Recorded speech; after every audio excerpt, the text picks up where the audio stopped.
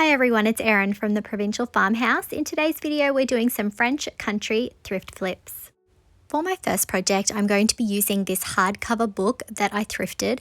I'm going to be preparing the surface first with Paint Couture's 2-in-1 primer in grey.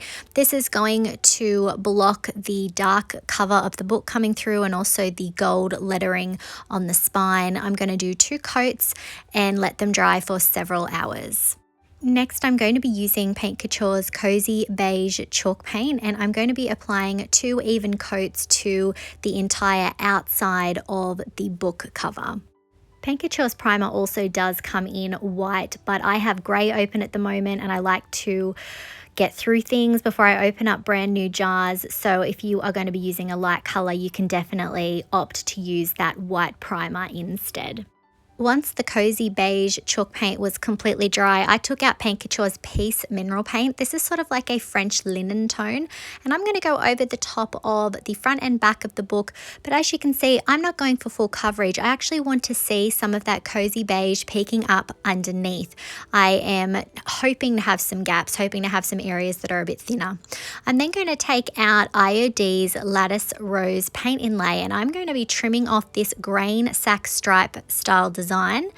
And I'm going to be using that in the center of the book. My paint isn't completely dry, but I'm going to go in and add a little bit more of that Peace Mineral Paint, because you must put paint inlays into wet paint or clear coat for them to work. So I'm going to press the inlay into the wet paint, smooth it down so that it has good contact, and then I'm going to come in with my mister, and the water helps to activate those paint pigments that are in the inlays. I'm also going to apply a little bit of pressure. Once my inlay was completely dry, I then took out my mister and misted that inlay again, and then I started to peel the inlay back after about 60 seconds. This is definitely a very satisfying part of using the paint inlays, and I love how they are imperfect. That's what we're going for. I'm then going to be using Redesign's Chateau de Savane stamp, and there's a lovely crest design that I want to use. I'm going to be using some black permanent ink on the back of the design, and then I'm going to be pressing that in the center. Now I've got it moved just a little bit up towards the top because I do want to add some text underneath down the bottom. I'm then going to be using some of this fabric that I thrifted. It's just some plain cream tone fabric. I want to add some of this to the spine of the book, so I'm just measuring out how much I'm going to need, and then I will trim it to size. To attach this fabric to the spine of the book, I'm going to be using Paint Couture's Decoupage Medium in Matte. I'm applying a generous amount to the cover of the book where I want the fabric to go, and then I'm going to press that fabric down into that wet medium. I also want to really focus on pushing that fabric into the crease of the spine of the book there, really highlighting that, and I really feel like this gives quite a vintage feel. I'm also going to apply some of that decoupage medium to the spine of the book as well, and obviously to the back, so we're basically decoupaging that fabric on.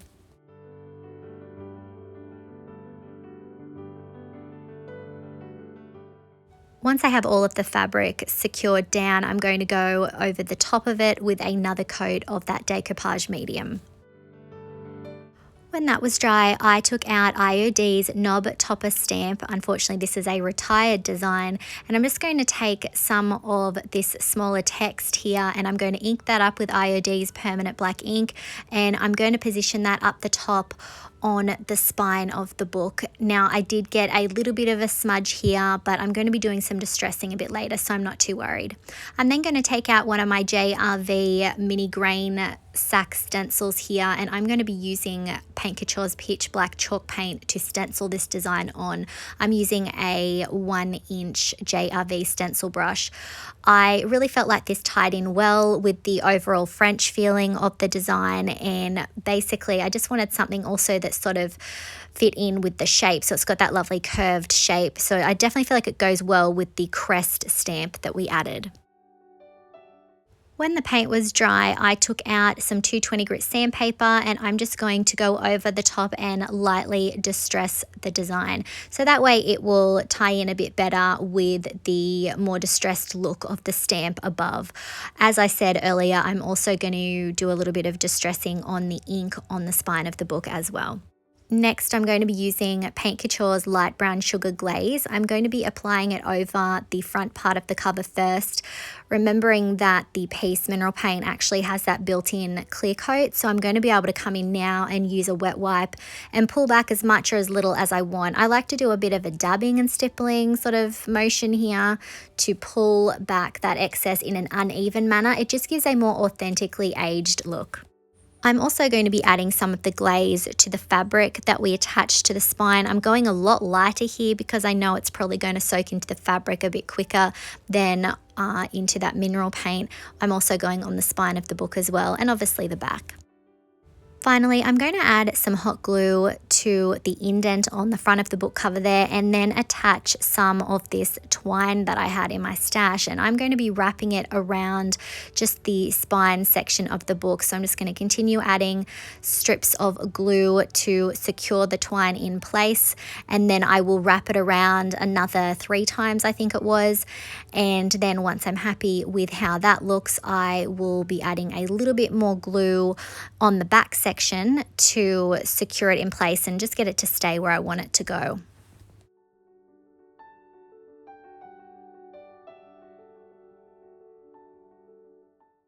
And here's a look at our finished book. I'm really pleased with how this turned out. I know often I go in a more floral direction. This definitely feels a bit more vintage, French. Let me know what you think of this in the comments. For my next project, I'm going to be working on this green ceramic vase that I thrifted for about $3. Now, ordinarily I would grab my Paint Couture 2-in-1 primer, but given the color and given that I wanted to paint the inside, I decided to take it outside, and I'm using some White Knight Ivory Gloss spray paint. I ended up doing 2 coats on this to cover that green. It also had a difference in sheen down the bottom. So this was just the easiest option for me, the easiest and the quickest to cover that green and prepare my surface for paint. I then came back inside, and I'm going to be using that Paint Couture piece mineral paint again. I'm pouring some of that out, and I'm going to be using some salt wash in that paint to thicken it up and give it some texture. I'm then going to stir it really well. And this is going to be going on the base of the vase. So I'm going to be using a chip brush to apply it. Remember, when you're working with salt wash, you don't really want to use your good brushes. It can be very hard on the bristles of your brush. So as you can see, I'm dabbing it and stippling it on. I'm creating those high peaks that help to create that texture. I don't mind if some of that cream shows underneath. That will just add to the layered look. Again, not a surprise, I'm definitely going for a vintage look here. That's definitely my style. So just continuing to add that salt wash mixture, and then before it's completely dry, I'm taking that chip brush and dragging it down over the top of the peaks to pull them down, flatten them a little bit. This is also creating a bit more texture, some more lumps and bumps, and then I let it dry completely. I then took out Fusion's Hotel Robe milk paint, and I'm going to measure out 1 capful of powder to 1 capful of water, equal parts, and then I'm going to stir it really well. I'm then going to start applying it over the top of the dry salt wash mixture. You can see I'm letting my brush skip certain areas over that texture. And remember, this mineral paint has a built-in top coat, so it's going to provide a little bit of resist, so I am going to be able to get some of that texture and cracking and chipping that we love to see when using milk paint. So I only did 1 coat here over the entire vase, and also on the inside lip of the vase as well. I then came in with my hairdryer and I started speeding up that drying process, as I said, to get that crackle and that texture that milk paint is really renowned for. So I'm going to just continue to dry that off, and then once that was completely dry, I took out a wet wipe and started doing some wet distressing on the edges and also on some of the lumpy bits of the milk paint. As those came away, it revealed the piece mineral paint underneath, that lovely French linen style color, and gave it a bit more of a chippy look. When that was dry, I then took out Redesign's classic vintage labels transfer, and I'm going to be grabbing one of these designs to add to my vase. I haven't used these before. but I've definitely wanted to give them a try. So I'm going to trim out the one that I want to use. I really like this design here with the text and the image up the top. And so I'm going to trim that out, and then I'm going to peel the backing off and apply it to my vase.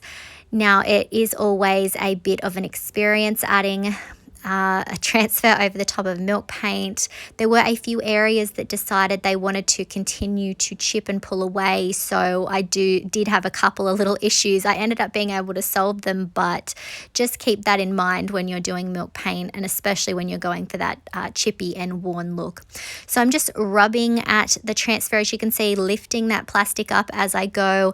And as I said, in the corner of this one I had a little bit of an issue, so I ended up taking out Paint Couture's Extreme Garden Satin and going over the top of that. That helped to sort of stick that down, but I had to be really careful here because water-based clear coats can reactivate milk paint, and it can smear, and it can also get rid of the crackles that we've created, so I definitely had to be careful when using this. Thankfully, I didn't have any issues applying this clear coat. When that was dry, I took out light brown sugar antique glaze, and I'm going to be applying it over the entire vase. Now remember, we've got a lot of those wonderful cracks that I was talking about, so the glaze is going to sit down in some of those. It's going to catch a lot of that salt wash texture that we applied, and it's just going to give this vase a really fun antiqued look.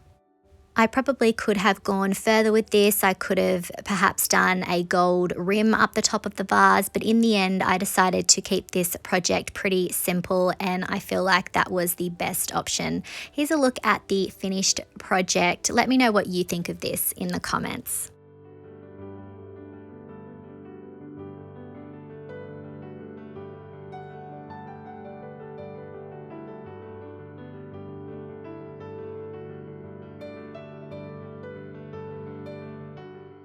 For my final project today, I'm going to be working on this photo frame that I thrifted for about $3. I'm going to flip it over and take the back out first, and then I'm going to take out these molds here that I had in my stash. I'm dusting them with cornstarch first, and then I'm working some dust air dry clay into the design. These can be a little bit trickier to use than say IOD or Redesign. I just make sure I have the exact amount of clay that I need, and I sort of really press it down and compact it in, and then I flex the mold and pull it out. I'm going to be doing 4 of those corner pieces, and then I switched over to this mold here. I've used it in a previous video. A lovely friend of mine gifted me this mold, and I think she got it from Amazon if you are wanting to look for this yourself.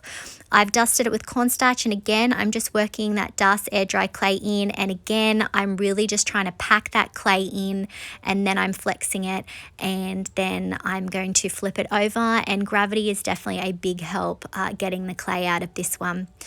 So with this particular design, it was very intricate. Probably would have been better to do it with resin, but I love using clay. I'm going to be positioning these on the top and bottom sections in the center, and as you can see, I've made some for the other sides as well. I'm going to be using some of my Sealy's Quickset wood glue to glue all of my clay castings into place, and I'm just being gentle, trying not to damage any of those details, but I'm also curving the larger mold over the edge a little bit and definitely just molding them to the surface of my project. I let these dry for a few hours, and then I took out that piece and salt wash mixture. It's still good for me to use, but I also added a little bit more of a similar color that I had in my stash, and I'm also going to add a little bit more salt wash. This color is going to be a bit more of a sort of coffee tone to it, or a darker French linen. I'm then going to start applying it over the top of my frame with a chip brush, and I'm dabbing it and stippling it on just like we did in the second project. And then I am also going to be adding it over the top of the castings, but I'm being careful not to fill in the beautiful curved details on those. I don't want to distract from that, but I definitely feel like adding the salt wash mixture helps to give that vintage feel. It makes it look more like an old plaster frame or a carved frame, and it definitely helps to tie the castings in with the wooden frame. It gives it more of a seamless, cohesive cohesive look. So I'm just going to continue to add the salt wash mixture over the entire frame, dabbing, stippling it on, and then I'll let it dry. Not all the way, however. I did end up coming in before it was completely dry. And just like I did before, I used a chip brush to start to brush down some of those peaks. So this isn't all the way dry, so I am still able to come in and pull that paint down again, pull those peaks down, tone them down to make it more look like a buildup of old plaster or old paint. I let the salt wash mixture dry completely, and then I took out Hotel Robe Milk Paint by Fusion again, and I'm going to be going over the top of the entire frame. Now I did water down the remaining milk paint so that it was a little bit thinner, because I'm going to be treating it a little bit more like a wash. So I'm working it into the details, but I am still going to want to see some of that darker French linen tone peeking up through. So I applied it over the bottom half of the frame first, and I originally was going to do the whole frame, but I noticed that it was starting to dry up a little bit quicker than I wanted it to. So once I got through with doing this particular side on the right hand side, I took out my mister and started misting it. And as you know, milk paint can be reactivated by water, so I'm able to come in and dab off some of that paint. I'm using a paper towel this time to pull it back, and you can really see the layer underneath peeking through, and it's giving it that sort of old world Gustavian sort of finish, and I am just loving it. I often opt to go metallics or really dark, so it was really fun to go with this bright white sort of fresh tone while still being able to achieve a vintage finish. I also used a wet wipe to go over the top of the castings to bring back some more of that French linen tone that was underneath, to bring that further forward so we could see it a bit more. I then moved on to the artwork we're going to create. I'm taking out Paint Couture's Cozy Beige and Salt Wash, and I'm going to add some salt wash to what I've got left. This is just to thicken that paint up to help it go a bit further. I set that to one side, took back out that same French linen tone salt wash mixture that we were using on the frame, and I'm applying that over the entire backboard here. This is what we're going to be using for our artwork base. So I'm going over the top. It doesn't matter if I don't get full coverage and if I see some of that brighter white peeking through. Again, we're all about creating that vintage look, that layered look. So I'm going to apply it over the whole thing, and then when that was dry, I took out that Cozy Beige and Salt Wash mixture that we created, and I'm going to start taking some of that out and adding it on top of the dry paint. And then once I've done that, I'm going to take out my silicone blade by IOD, and I'm going to start dragging that paint down over the top of that other salt wash mixture. Now this is a look I've done before. It's definitely one of my favorites. It definitely gives an authentically aged look. It looks like old plaster, an old plaster panel perhaps, that's been taken out of a French chateau, and I just love how it glides over the top and it skips certain sections of the salt wash mixture that's underneath. It's just such a fun look, and definitely, as I said, gives that sort of antique vintage look that we're going for. So I'm going to continue to add that Cozy Beige mixture over the entire panel there, repeating that same process until I have it looking the way that I want. If you don't have access to the IOD silicone blade, you could try using a spatula instead. Once I was happy with how it looked, I took out my hairdryer and I started speeding up the drying process, and this gave me a few cracks and some fun texture that just added to that look. I'm then going to be using IOD's La Chase paint inlay. I've taken out one of the seams there, and I'm going to be using Extreme Guard in satin over the entire panel. Now, as you would have seen in the first project, I used the paint inlay with chalk paint. This time I am using it with clear coat, so that's something you can do. And I do this when I have created a background that I don't want to layer more paint on. I'm happy with how it looks. I just want that design on top. So I'm applying a generous layer of the clear coat, and then I'm going to press the paint inlay down with the design side down, that grid should be facing up at you. I'm going to smooth it into that clear coat, and then I'm going to take out my mister and mist that well, and then I'm going to take out a wet wipe, and I'm just going to use that to apply pressure to smooth out some of the wrinkles, make sure that I've got good contact. And then once I was happy with that, I let that dry completely. When it was dry, I came in with a mister and I misted the surface again. We want to reactivate that again so that the inlay will release. After about 60 seconds, I started to pull the design back, and again, this is just such a fun and satisfying experience to be able to take that inlay away and see that beautiful design sitting there. I then went over the top of the inlay with a really light hand and quite a bit more product on my brush just to seal it. Now, I don't usually like to do this, but I wanted to seal it in and I didn't really have much clear coat left in a spray can. So if you can, a spray sealer is better. I got a little bit of smearing, but that's okay. It's not super noticeable. When that was dry, I took out the frame and I put the two pieces back together. I'm not going to be using the glass. I don't think we need it. I then took out some of Paint Couture's French Gold Heavy Metal Metallic Paint, and I'm going to be adding that onto the details, onto those molds that we added, those ornate details, and we're just going to highlight some of those. I'm not going for full coverage. You can see I'm sort of dabbing it on here and there, and I'm going to be doing that on each of the larger designs on the sides and of course the corner panels as well.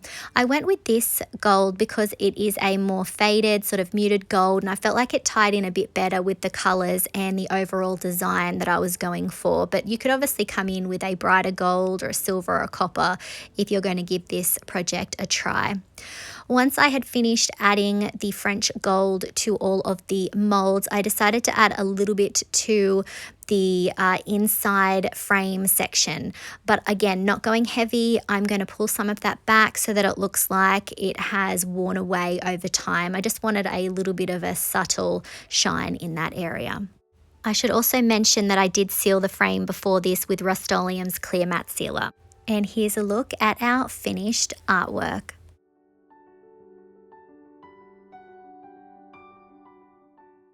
I love how this turned out. I think that it definitely looks very old world, very French chateau. Let me know what you think of this in the comments.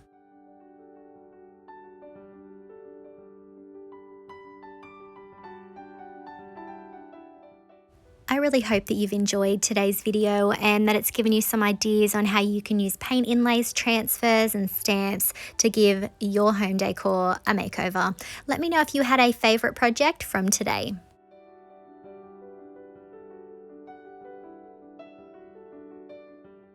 If you enjoyed today's video, I would really appreciate it if you would hit that like button, comment and share it out.